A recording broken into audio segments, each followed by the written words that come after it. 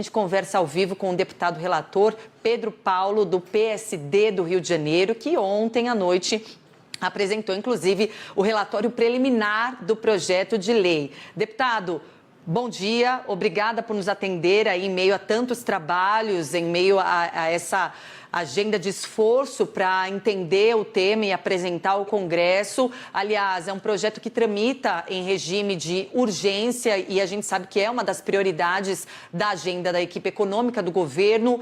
Como o projeto está desenhado até aqui, o que foi acordado entre o senhor e os interesses do governo?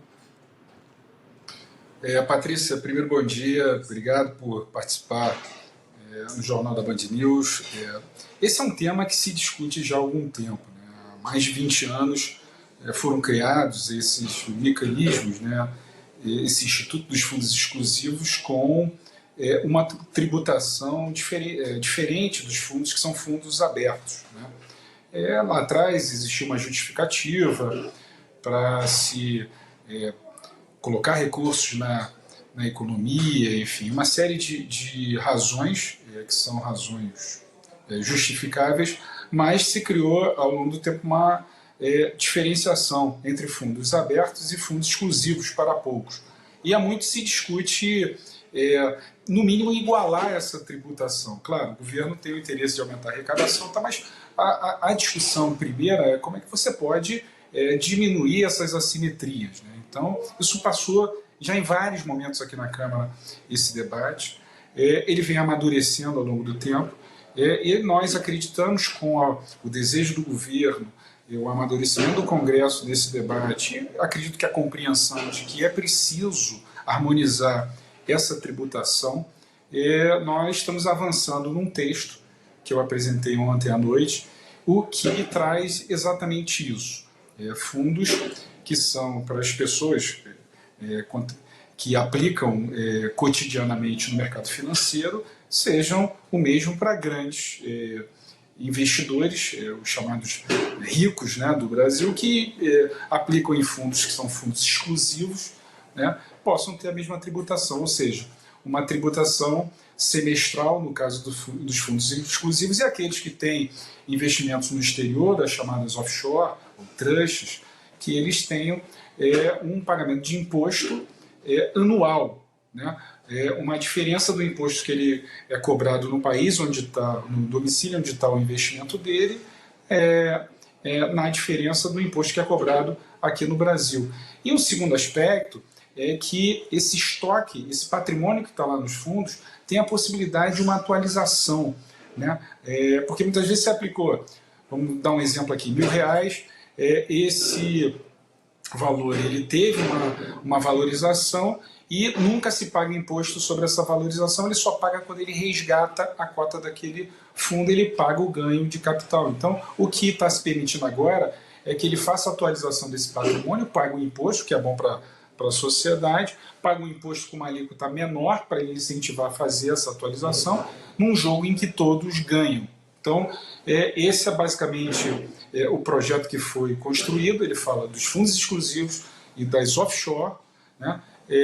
E pronto para ser votado hoje ou na semana que vem, porque, como você bem disse, Patrícia, é um projeto que veio em regime de urgência encaminhado pelo governo, e projetos que são em regime de urgência, eles têm uma data onde, se nós não votarmos até essa data, ele paralisa a pauta de votações do Congresso. Então, a gente precisa correr. Semana que vem é uma semana de feriado. A gente tem aí ajustado tecnicamente as questões de texto, as questões políticas, para que a gente possa votar hoje ou no máximo na semana que vem. Agora, já é possível adiantar a questão de alíquotas de tributação, deputado? Como é que ficou? A gente sabe que o governo tinha uma proposta de uma tributação de chegar a 10%, falou-se em reduzir a 6%. O que ficou mais ou menos estabelecido até aqui? Importante esclarecer, Patrícia, são dois tipos de alíquotas.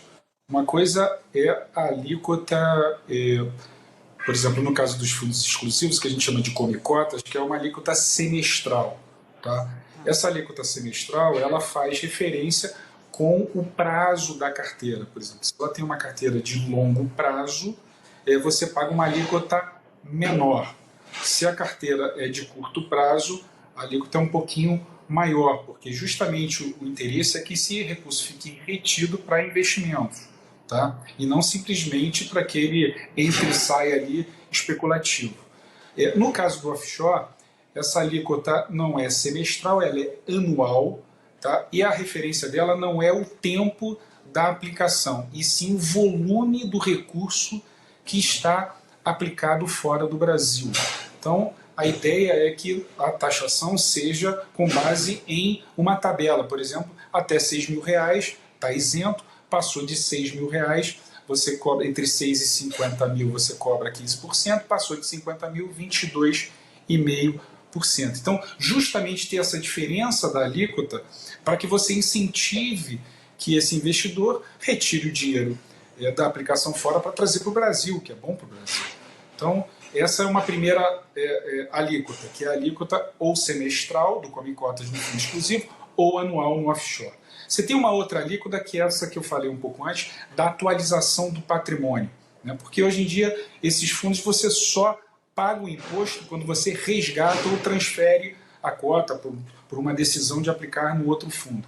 Então, essa atualização patrimonial, igual a gente pode fazer na nossa casa, quando a gente tem a casa lá declarada no imposto de renda, você comprou a casa por um valor, você só paga o imposto quando você resgata, mas você pode também atualizar ao longo do tempo. Então, o que se pretende é essa alíquota, e aí que você citou, de 10%, né, que o governo tinha mandado, é da atualização patrimonial do estoque que está no fundo exclusivo e na offshore. Então, essa é uma discussão já antiga aqui na casa, qual o tamanho dessa alíquota, né? De um lado, o governo queria uma alíquota maior, né? E de outra, a Câmara já tinha por várias vezes discutido que essa alíquota não poderia ser grande, justamente para ela cumprir as funções de gerar um incentivo para o investidor atualizar o seu patrimônio.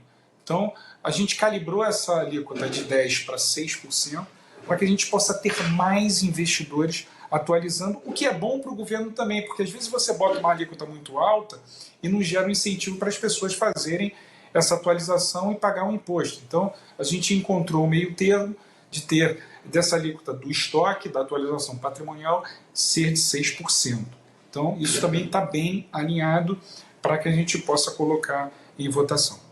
A gente sabe que o governo tem, né, o grande desafio de zerar o déficit para o ano que vem e aposta grandemente nesse projeto para aumentar a sua arrecadação. Com tudo isso que tem sido desenhado, deputado, tem alguma projeção em quanto essas mudanças podem aumentar a arrecadação do governo? Olha, no caso das offshore, a estimativa da Receita Federal é algo em torno de 7 bilhões de reais. No caso dos fundos exclusivos, a expectativa era um pouco maior, em torno de 12 a 13 bilhões de reais.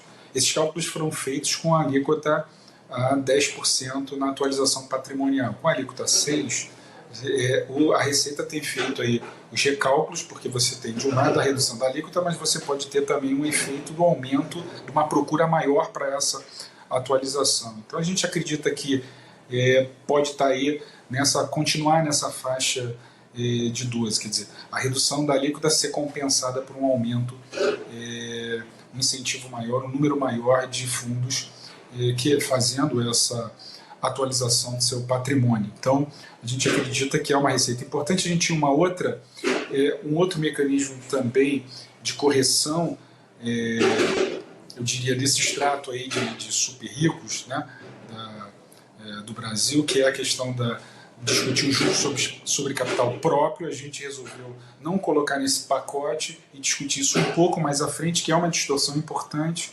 também na tributação da renda no Brasil, que nós precisamos corrigir, porque isso só existe no Brasil, e a gente tem discutido aí com a Fazenda, Congresso, e fazendo uma proposta de evolução desse mecanismo de dedução dos juros sobre capital próprio das empresas. Então, mas isso é uma discussão um pouco mais para frente, porque a gente não pode perder essa janela de votação entre essa semana e a próxima, justamente por aquilo que você colocou, não podemos deixar interditar a pauta por conta da urgência do PL das offshore. Deputado, o senhor falou justamente sobre a possibilidade de colocar em votação de hoje até a semana que vem. E, bom, já na semana passada a gente viu alguma trava no andamento de algumas pautas que são interessantes ao governo, pautas econômicas. Já tem acordo costurado para uma votação, para uma aprovação desse projeto de lei? Afinal de contas, a gente sabe que o presidente da Câmara, Arthur Lira, não põe nada para votar sem uma boa costura ali por trás, né? Sim, Patrícia, é importante a gente só separar em duas caixinhas aqui. Uma coisa é a discussão técnica sobre o assunto, né? A questão das alíquotas, a questão quais são os fundos que estão dentro dessa discussão, fora. Tem um conjunto enorme de discussões técnicas que eu acredito que essas já avançaram bastante. Não quer dizer que tem pontos ainda de divergência, claro que tem, mas os pontos centrais eu acredito que nós ultrapassamos. Eu acho que eles estão bem amadurecidos. Claro, tem uma questão de esclarecimento, não é um assunto simples, é um assunto complexo, tem são textos grandes, enfim. Mas eu acredito que essas questões técnicas avançaram bastante. Agora, você tem as questões políticas, né? Você tem as discussões entre governo, base, né? Que precisam ser vencidas, né? Precisam ser resolvidas, né? Então, eu acredito que, nesse aspecto, eu acredito que o governo tem que correr, o presidente Lira tem costurado aí, tirar um pouco esses obstáculos para que a gente desobstruir esses obstáculos, esses problemas, para que a gente possa votar entre hoje e semana que vem, né? Eu tenho muita crença que é possível nós votarmos, não perder essa janela aí entre hoje e semana que vem para votar, repito, um tema que está há mais de 20 anos na pauta do Congresso e nunca se enfrentou essa questão que é de isonomia e de você poder ter alguma justiça tributária, quem pode mais pagar, no mínimo pagar igual os outros pagam, né, para que a gente possa, a partir daí, financiar políticas públicas, financiar o PAC, financiar o Bolsa Família, financiar investimentos para o Brasil avançar e gerar empregos e reduzir desigualdade. Bem, deputado Pedro Paulo, muito obrigada pela entrevista e bom trabalho aí em Brasília. A gente, claro, vai seguir acompanhando o desenrolar dos trabalhos em torno desse projeto de lei. Obrigado, Patrícia. Sempre à disposição. Um abraço a todos.